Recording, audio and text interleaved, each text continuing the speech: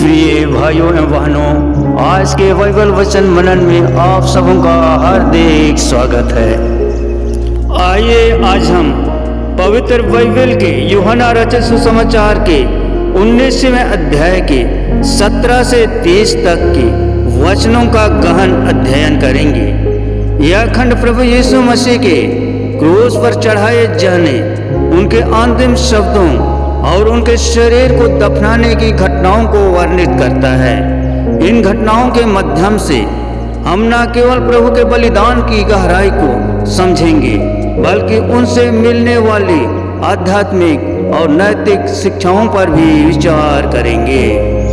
ऐतिहासिक पृष्ठभूमि और संदर्भ। प्रभु यीशु का क्रूस पर चढ़ाया जाना एक ऐतिहासिक घटना है जो लगभग आज से 2025 वर्ष पहले हुई थी। उस समय यहूदी प्रथा और रोमन शासन का मिश्रण था। पिलातुस, जो रोम का गवर्नर था, ने यहूदी नेताओं के दबाव में आकर यीशु को क्रूस पर चढ़ाने का आदेश दिया। यह घटना यहूदी पर फंसा जो मिस्र की गुलामी से मुक्ति की स्मृति में मनाया जाता था के समय हुई, जब लाखों यहूदी यरूशलेम में एकत्रित होते थे। वचन 17 और 18। यीशु का क्रूस लेकर चलना और चढ़ाया जाना। वचन 17 में वर्णित है कि यीशु ने अपना क्रूस स्वयं उठाया और गलगथा नामक स्थान तक चले गए, जहां उन्हें क्रूस पर चढ़ाया गया। यह दर्शाता है कि यीशु ने अपनी मिशन को पूरा करने के लिए व्यक्तिगत रूप से कष्ट उठाए। वचन 19 से 22। यीशु पर आरोप और पिलातुस का संकेत। पिलातुस ने यीशु के ऊपर एक आरोपित शिलालेख लगाया जिसमें लिखा था, यीशु नासरी, यहूदियों का राजा। यह संकेत था कि यीशु ने स्वयं को यहूदियों का राजा घोषित किया था, जो रोम के लिए चुनौतीपूर्ण था। वचन 23 से 24। यीशु के वस्त्रों का बंटवारा।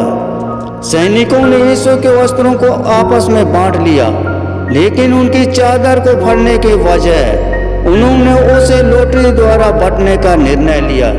यह घटना भजन संहिता 22:18 की भविष्यवाणी को पूरा करती है, जहां कहा गया था कि मेरे वस्त्रों के लिए वे लॉटरी डालेंगे।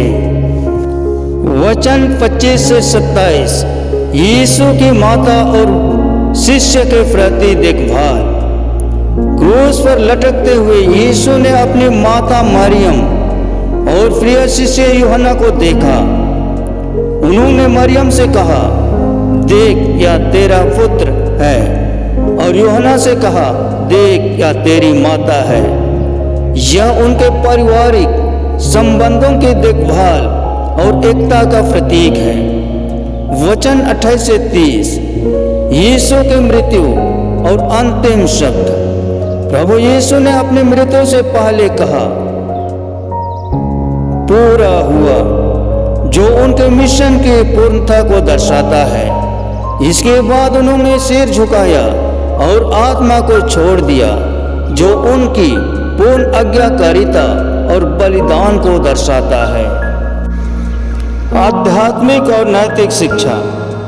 बलिदान का महत्व। यीशु का क्रूस पर बलिदान हमारे पापों के लिए परमेश्वर की अनंत प्रेम और क्षमा का प्रतीक है। दया और करुणा। क्रूस पर भी यीशु ने अपनी माता और प्रिय शिष्य के प्रति अपनी देखभाल और प्रेम प्रदर्शित किया। आज्ञाकारिता। यीशु ने परमेश्वर की इच्छा के प्रति पूर्ण आज्ञाकारिता दिखाई, जो हमें भी अपने जीवन में अनुसरण करना चाहिए। समाज की जिम्मेदारी। यीशु ने अपने शिष्यों को अपनी माता की देखभाल का आदेश दिया, जो हमें अपने परिवार और समाज के प्रति जिम्मेदारी का एहसास कराता है। आइए हम एक मन होकर प्रार्थना करें। हे प्रेमी पिता परमेश्वर, हम तुझसे इस पावन समय में सिर झुकाकर विनती करते हैं। तूने अपने पुत्र यीशु मसीह को हमारे पापों के प्रायश्चित हेतु क्रूस पर चढ़ाया। यह प्रेम की पराकाष्ठा है जिसे हम कभी पूरी तरह समझ नहीं सकते। हे प्रभु यीशु, तूने क्रूस का मार्ग स्वयं चुना। तूने अपमान, पीड़ा और मृत्यु को गले लगाया ताकि हम जीवन पा सकें। जब तूने कहा यह पूरा हुआ तो हमारे उद्धार का मार्ग सदा के लिए खुल गया।